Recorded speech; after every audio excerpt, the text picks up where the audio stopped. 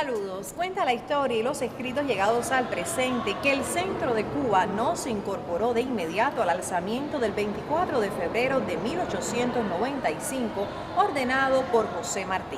Sobre los motivos de la tardanza y el desarrollo de la contienda que puso fin a la dominación española, hablamos hoy.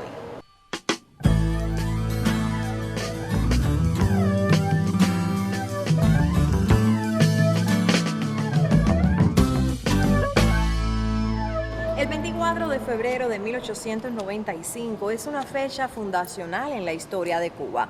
Tanto a Martí como a otros patriotas les preocupaba la preservación de la identidad nacional. Desde la conquista de California en 1848 y la compra de Alaska en 1868, Estados Unidos era una potencia del Pacífico y anhelaba expandirse.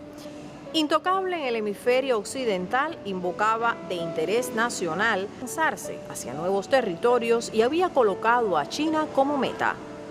Para hablar del 24 de febrero no te puedes centrar solo en la fecha del 24 de febrero, sino que tienes que ir años antes, cuando vino Gerardo Castellanos Jornal, el esperanceño, como comisionado de José Martí, a extender las líneas del Partido Revolucionario Cubano en Cuba. Y aquí estuvo, en Santa Clara, vio a López Leiva, a Francisco Martínez Pupo, a Rafael Lubián, a Manuel García Garófalo. También trató de estrechar lazos con Sagua, no pudo. Después se envió a Federico Sayas, se envió hasta el mismo Juan Gualberto Gómez, y fue José Luis Robao el que organizó la conspiración en Sagua. Y en Remedio, por supuesto, el contacto fue Francisco Carrillo con otros conspiradores. Entonces, eso fue a partir de los años 1892-1893.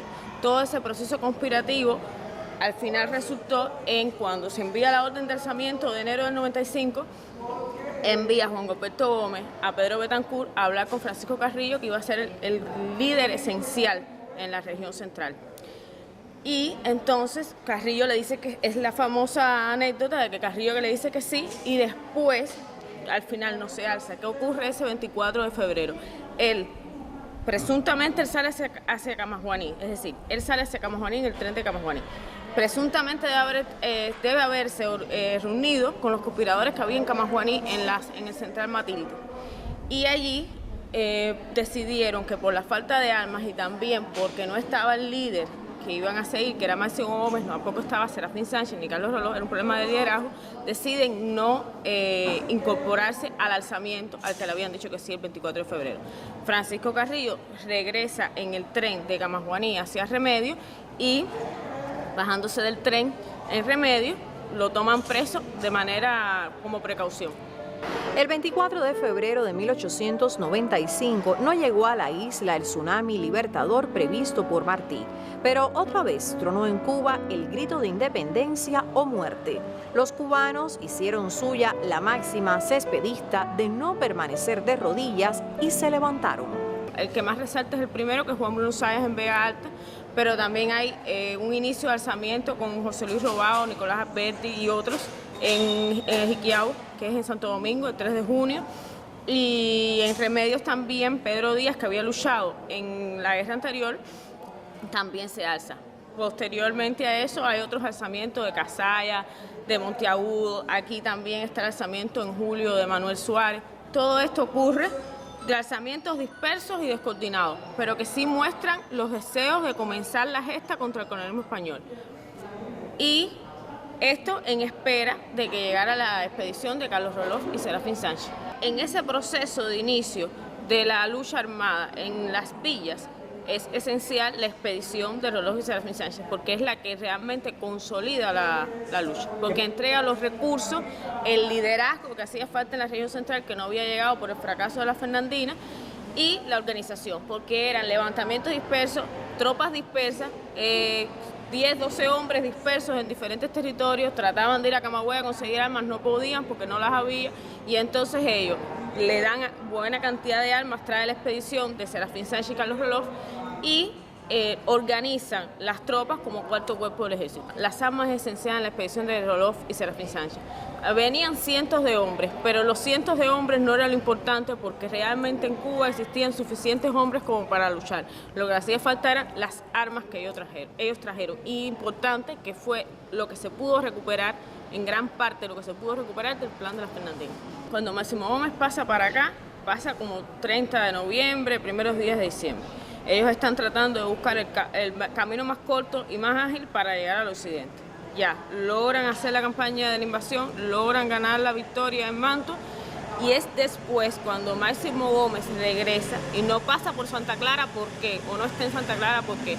Porque hay que entender que las ciudades en la etapa colonial estaban fortificadas y entrar a la ciudad era muy complicado. De hecho, ahí está la que ellos intentan hacer un combate en Santa Clara, que al final es una derrota. ¿Por qué? Pues porque le matan a la persona que estaba al frente de las tropas.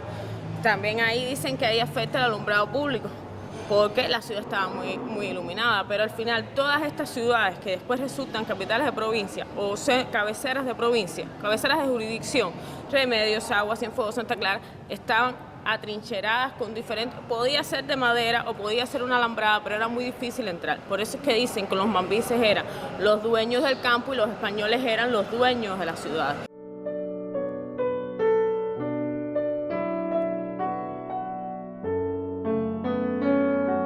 El 24 de febrero de 1895 se reinició la Revolución por la Independencia de Cuba, que a su vez constituyó uno de los acontecimientos más importantes ocurridos a fines del siglo XIX en América Latina y cuyo resultado fue el fin del colonialismo español de ultramar.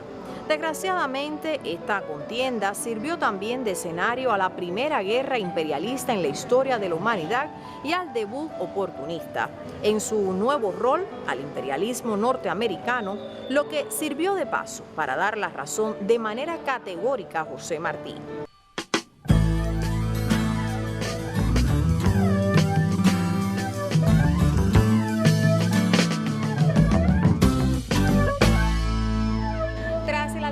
Del 24 de febrero de 1895 se fueron creando condiciones para que se sumaran los patriotas del centro de la isla a la lucha contra España. Los historiadores han determinado que la falta de armas impidió los planes de los patriotas de sumarse a la guerra. La peor provincia que tuvo la concentración fue la provincia de Las Villas. No se han hecho estudios sobre la provincia de Las Villas, pero sí, por la cantidad de muertos y por cómo fue el proceso, se considera que la provincia de Las Villas fue la que más sufrió el bando de reconcentración. También porque Weyler se traslada aquí porque Máximo Gómez estaba en Santo Espíritu.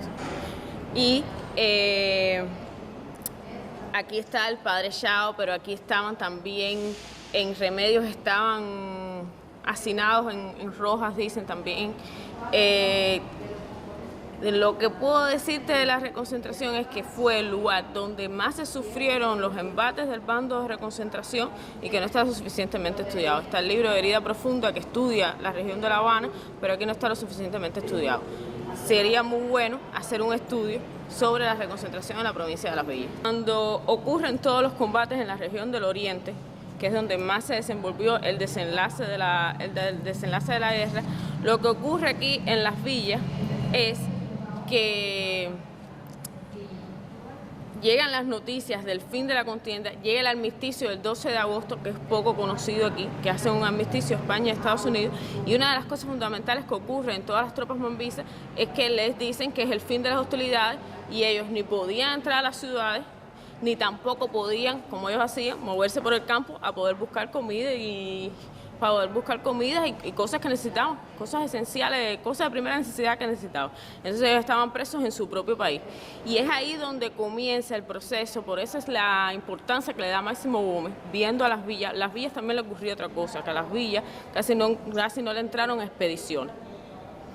Y entonces había también demasiada carencia, también resultado de la fuerza con la que se hizo el bando de reconcentración en Las Villas. Las Villas pasaron mucho trabajo en la parte de las primeras necesidades. Y entonces es cuando Máximo Gómez, que estaba aquí en Las Villas, empieza a tratar de buscar una solución para el Ejército Libertador Cubano, que estaba pasando hambre y necesidad, y estaban hacinados en los campamentos. Ahí los concentran en diferentes campamentos, porque los sacan del campo, y yo recuerdo que aquí en Santa Clara los ponen en una finca que se llama la Finca Las Rosas. a lo mejor estoy confundida con Cienfuegos, pero sé que los concentran en una finca y ahí empiezan los clubes revolucionarios a llevarle lo poca comida que había. Y empieza entonces Máximo Gómez a buscar que le den el licenciamiento al Ejército Libertador. Y en cambio entonces en España estaba entregándole las autoridades a las instituciones gubernamentales a los Estados Unidos.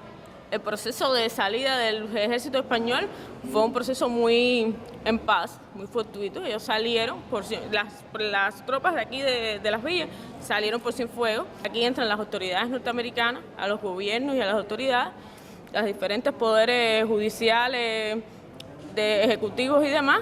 Y entonces es cuando el 1 de enero de 1899, con la excusa de que los cubanos eran unos bárbaros que iban a entrar a atacar a los españoles que quedaban, ya cuando los españoles salen es que entonces los cubanos pueden entrar a la ciudad. Todo siempre muy impulsado por Máximo Gómez, que estaba tratando de sacar al Ejército Libertador cubano de las condiciones en las que estaba viviendo.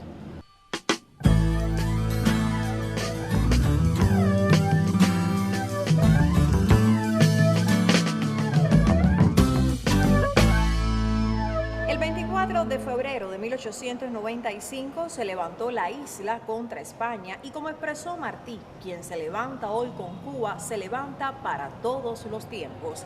La historia de nuestra tierra fue escrita a partir de leyendas, cuentos y los hechos que la alimentaron. Les invito a un próximo programa para continuar descubriendo sus capítulos.